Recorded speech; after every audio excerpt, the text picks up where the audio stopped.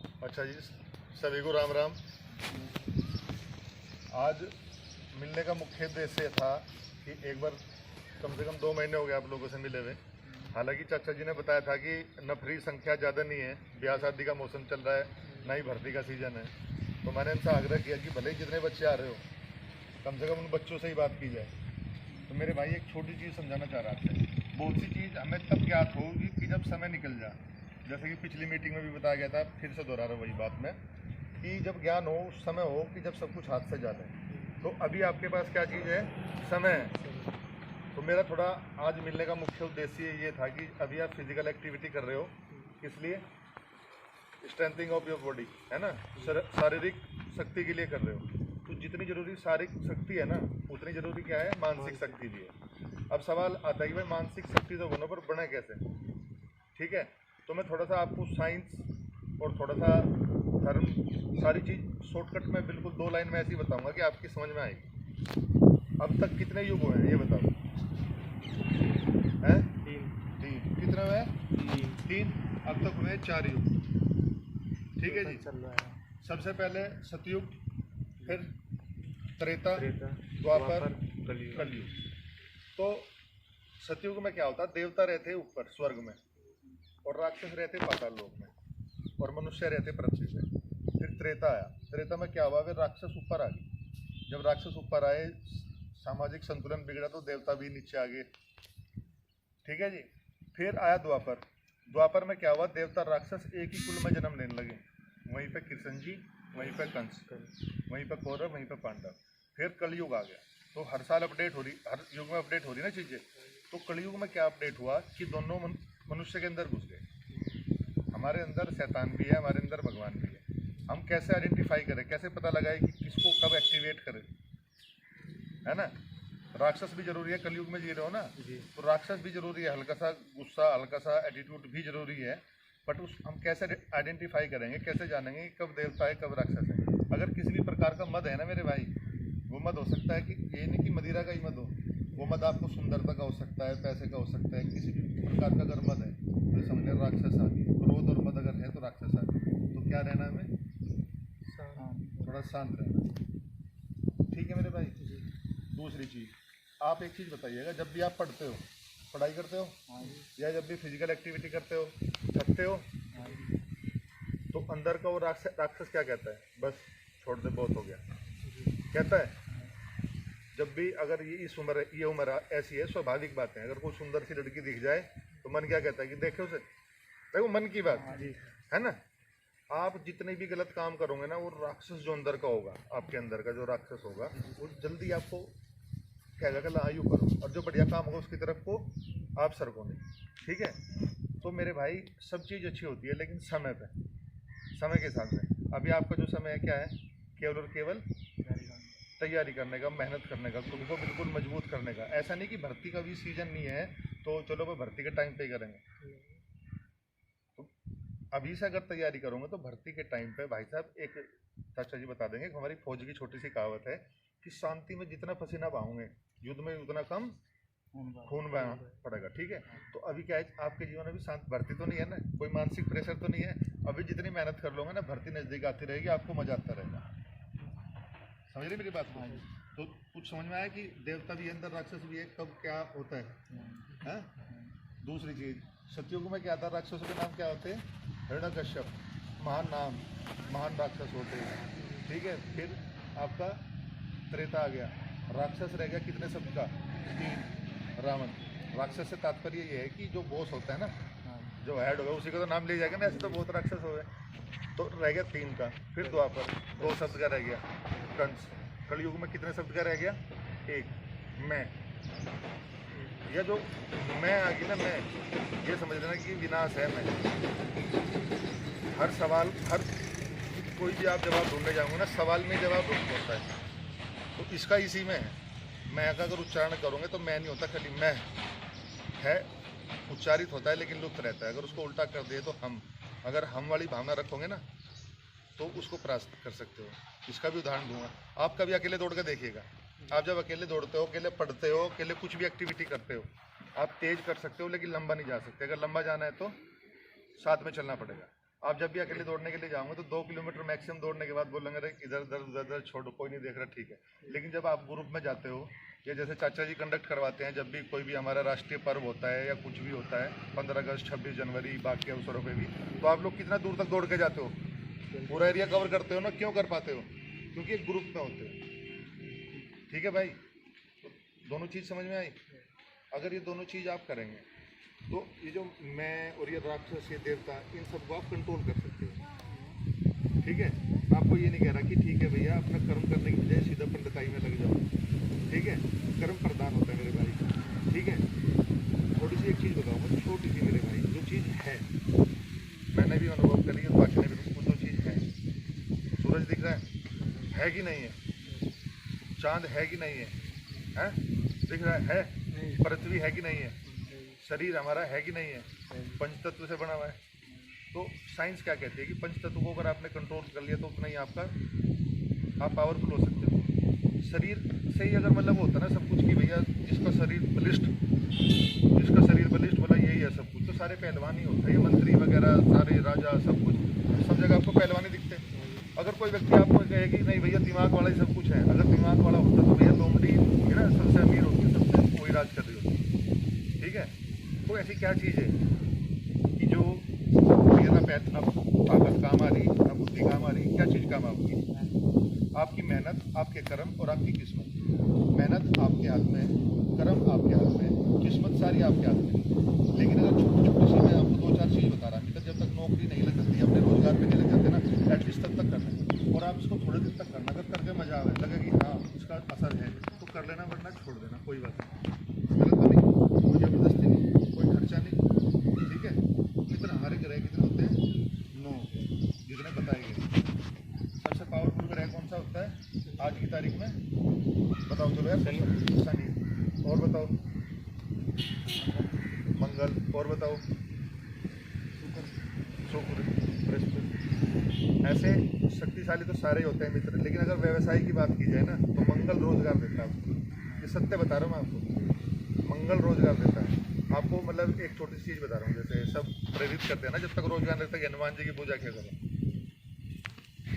मतलब बोला जाता है ना, आपने कहीं भी देखोगे। जैसे ये भी एक अखाड़ा टाइप ही हो गया, तो जब भी आप दौड़ते होंगे कुछ भी करते होंगे, कहीं भी आप पहलवान या खड़े जरूर हनुमान जी की मूर्ति आपको दिखाई देगी। तो मंगल आपके रोजगार का कारक है मित्र। ठीक है, ये सारी चीज़ें एक दूसरे से जुड़ी हुई है। शनि किसके पुत्र?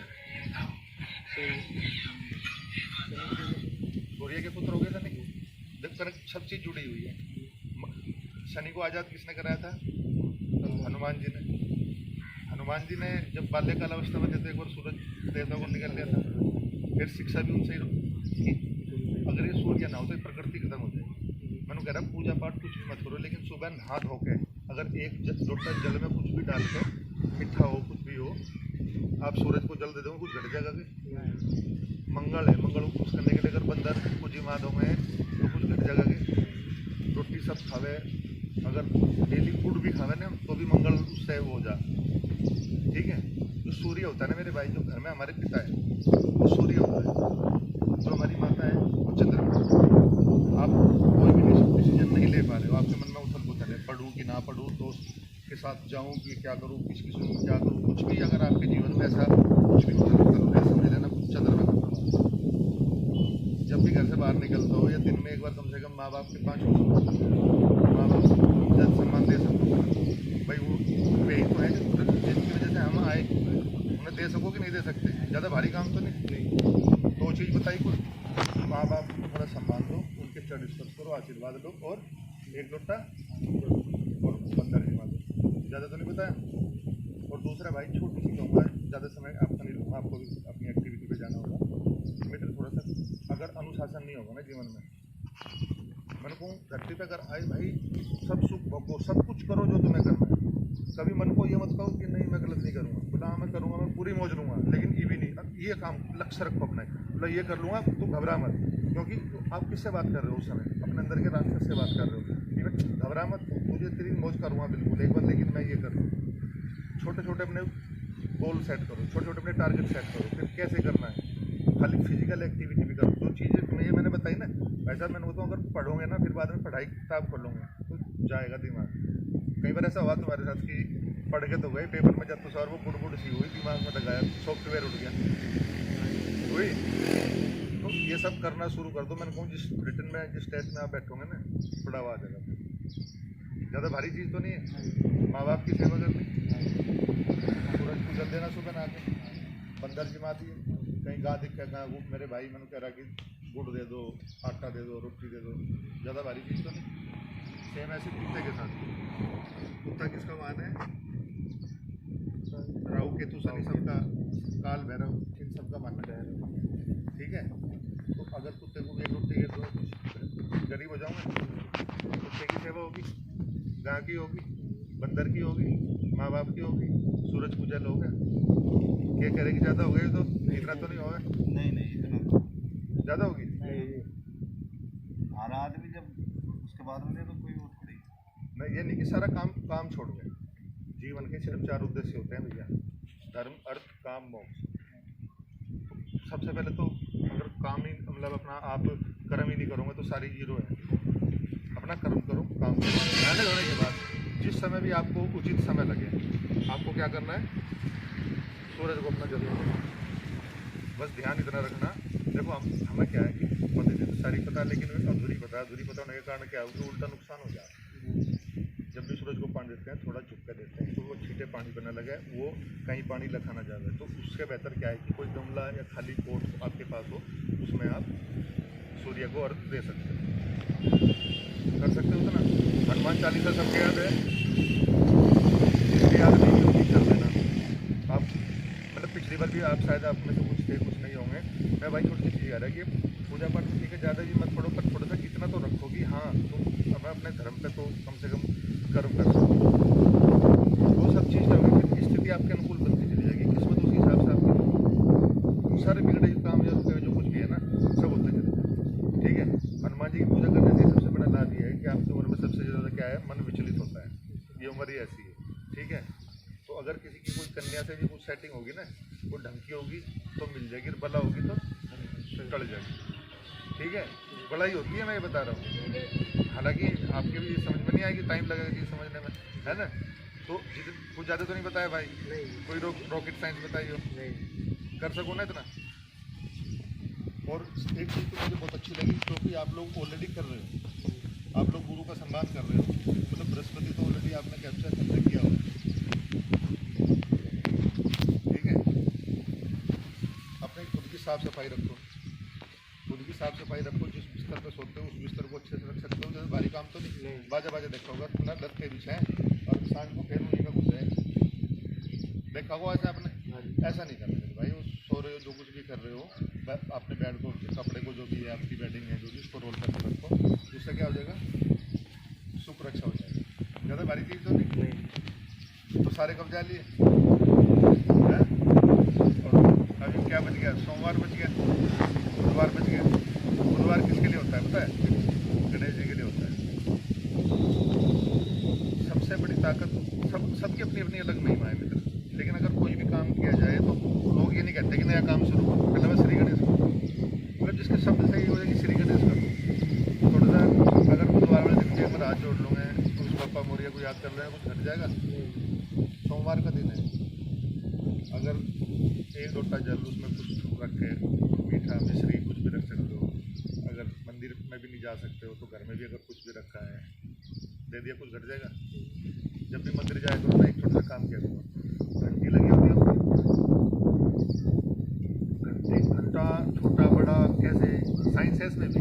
नाद बोलते हैं कि इतने नाद लगे, वो जब बजाते हो ना, उसकी जो तरंगें निकलती है, तो तब उसको उस टाइम आपको नीचे खड़े रहना है। उसके ऊपर से लेकर नीचे तक बिल्कुल वो आपको क्या कर देगी, शुद्ध कर देगी। जब वापस आ रहे हो मंदिर से, तब घंटा नहीं बजाना, समझिए। बाजे बाजे बहुत से देखे होंगे कि जाति पर भी बजावे, आदमी पर भी बजावे। ठीक है, शनिदेव की मूर्ति पर मैं देखता हूँ कि लोग शनिवार वाले दिन कितना भीड़ रहती है हमारे मंदिर में। वो जाएंगे, तेल है वो उनके सर पे बिल्कुल है, सिर्फ ऊपर डाल देंगे। आप है, आपके ऊपर कोई बार बार ऊपर डाले तो आपको भी अच्छा गुस्सा आएगा। तेल क्यों डाला जाता है, इसके पीछे की भी लंबी कहानी है, पर तेल को चरणों में अर्पित कर दो। जो तेल उधर साइड में रखा है उसमें से डालो। मतलब हम पूजा पाठ इस तरीके का करते हैं कि ग्रह के भगवान को मनाने की बजाय उन्हें उद्दंडता के लिए आ जा, समझ रहे मेरी बात को। तो थोड़ी थोड़ी इन चीज़ों का ध्यान रखना मेरे भाई, ठीक है। बाकी देख एक चीज़ बताता हूँ तो मैं सबसे बड़ी चीज़ बता रहा हूँ, अगर इज्जत चाहिए कुछ भी चाहिए, सूर्य तो सूर्य पिता, मन को मजबूत करना। आपके जीवन में कितनी बड़ी मुसीबत आ रही है, एक बार अपनी माँ को बता दो तो खत्म मामला। तो ये सब चीज़ मैं क्यों बता रहा हूँ, क्योंकि फिजिकल एक्टिविटी आप कर रहे हो, अच्छी बात है। मैं ये बता रहा हूँ आपको, अतिशोक्ति नहीं है। मुझे चाचा जी ने कहा कि 1-2 बालक मुश्किल से मिला, मैं कहा जी एक मिल जाओ बहुत है एक ही, ठीक है मेरे भाई। अभी अप्रैल के बाद उसमें आ गए 20-22 अप्रैल के बाद में। हाँ रिटन एग्जाम है ना इसका पहले, हाँ तो उसके बाद में आएंगे। ठीक, तो उसके बाद में जैसे बच्चे आ जाएंगे ना, सभी क्लोज हो जाएंगे 40-30-40 जितने भी, तो जब आप एक प्रोग्राम फिर करना, फिर रख देंगे। और जो पिछली बार जो चीज़ें बताई गई थी ना, वो सतीश भाई बता सकते हैं, वो उन सब बातें वो भी कुछ ख़राब नहीं थी, वो भी काम की थी चाचा जी, उनका अलग पैटर्न था। लेकिन अभी जो मैं बता रहा हूँ भाई, अपडेट होता है ना सिस्टम कि नहीं होता है, मोबाइल भी सारी चीज़ अपडेट होती हैं। तो मैं भी थोड़ा सा मतलब अपडेट हो गया, तो मुझे लगा कि अगर मुझे ये थोड़ी इतना सा भी मुझे पता है कोई चीज़, तो मैं कम से कम अपने भाइयों को बताऊँ। सारे भले ही ना बताऊँ, अगर एक भी भाई मेरा है तो मैं उसे भी ही जाके बताऊँ, ठीक है। तो अभी मेरे भाई एक छोटी सी बता रहा हूँ, अभी कर लूँगे उनको ज़िंदगी भर अपने हिसाब से जीऊँगा। और अभी अगर कट मार दिया, बहुत से बालक कैसे होते हैं, पूरी मेहनत करते हैं चाचा जी, बिल्कुल शरीफ होते हैं और फिर भी रह जाते हैं, ज़िंदगी भर उनका दर्द नहीं जाता। और बाजा सा आराम भी देखा हुआ आपने कि बिल्कुल हुड़दंग उतारता रहता है, लेकिन वो बस 1-2 महीना उसने मेहनत की, ठक जब परमात्मा ने सुन ली और फिर अपना ज़िंदगी भर उड़दंग है। बस हमारे मोहल्ले में तो सब जगह है उदाहरण ऐसे। तो किस्मत कब होगी, देख कर्म एक ऐसी चीज़ है मेरे भाई, हाथों की देखा तक बदल, दिन है तो रात भी है, और देवता है तो शैतान भी है, सूरज है तो चंद्रमा भी है, सारी चीज़ है ना। तो मैं ये नहीं कह रहा कि अति करो, अति तो ऐसी चीज़ है कि अगर आप घी सबसे शुद्ध चीज़ ताकतवर बताएगी, घी भी ज़्यादा खान पीन लगोगे ना तो भी वो भी बैठा देंगी। अति मत करना किसी चीज़, चाहे वो फिजिकल एक्टिविटी हो, चाहे वो पढ़ाई हो, चाहे वो भक्ति हो, कुछ भी चीज़ हो, आप अति मत कीजिए, थोड़ी सी दायरे में रहना, सीमा में रहना, ठीक है। और अगली बार फिर मैं चाचा जी से अनुरोध करूँगा कि जैसे ही कोई नफरी अपनी संख्या ज़्यादा हो जाए ना, और मैं भी खुद ऐसा नहीं कि खाली बैठा रहूँगा, तब तक मैं भी कुछ ना कुछ नया सीख के लेके आऊँगा आप लोगों के लिए, जिससे कि बेहतर हो जाए, ठीक है। समाज की सबसे छोटी इकाई परिवार होता है, पढ़ा होगा आपने। अगर हमारा परिवार ठीक है तो समाज ठीक है, समाज को हम तब तक ठीक नहीं कर सकते तब तक ना परिवार ठीक ना कर दे। और अगर मेरा परिवार, मेरा गाँव बिल्कुल ठीक है ना, तो बाकी सब चीज़ अब ऑटोमेटिक ठीक होती चली जाएंगी। अगर मेरे गाँव से सब सरकार, कम से कम घर में एक सरकारी नौकरी हो, सब चीज़ हो, तो घर इस गांव की आधी रात तो ऐसे ही ख़त्म हो जाएगी, अब होगी नहीं। वो चीज़ आगे की देखो कि मतलब जैसे अब आप यहाँ पे आ रहे हो, यहाँ से ऑलरेडी इतने लोग का भविष्य उज्जवल हो गया, चाचा जी का हाथ तो इतना उद्धार हो गया, बहुत अच्छा, और भी ज़्यादा होगा। और जब किस दिन यहाँ कोई प्रोग्राम रखे जाए और यहाँ 250-300 फौजी, कोई पुलिस, कोई एयरफोर्स, कोई अफसर जमघट लगाओ, कहला कहाँ गए वाला निसाड़ गए भाई, मतलब होना चाहिए ना कि ऐसी गैदरिंग भी, तो कितना जी लगेगा, ठीक है। क्योंकि आप भविष्य हो, भविष्य क्या हो, जैसा आप निर्मित होंगे, कल के जो बच्चे हैं उन्हें आप ही गाइड करो, ठीक है। और मैं आप सबके लिए एक छोटी सी चीज़ लाया हूँ, और अपने वीडियो के माध्यम में सतीश भाई का भी जिक्र करूँगा, एक बार कैमरा इनकी तरफ कर ले जाए प्लीज़। मैं जो है अपने सतीश भाई का धन्यवाद करता हूँ, हार्दिक धन्यवाद करता हूँ। जो कष्ट, जो परिश्रम, ये फिजिकल एक्टिविटी भले नहीं कर पा रहे हो, लेकिन जो परिश्रम ये कर रहे हैं इस गांव के लिए, इस समाज के उत्थान के लिए जो ये कर रहे हैं, बहुत ही बड़ा योगदान है चाचा जी।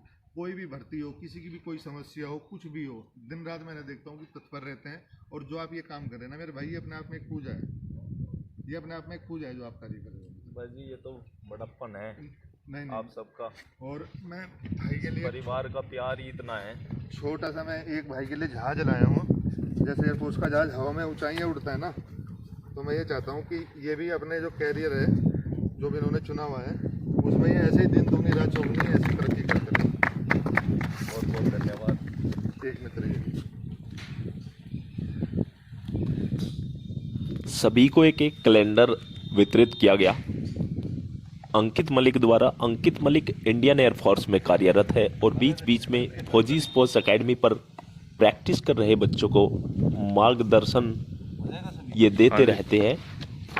बहुत बहुत धन्यवाद अंकित मलिक जी।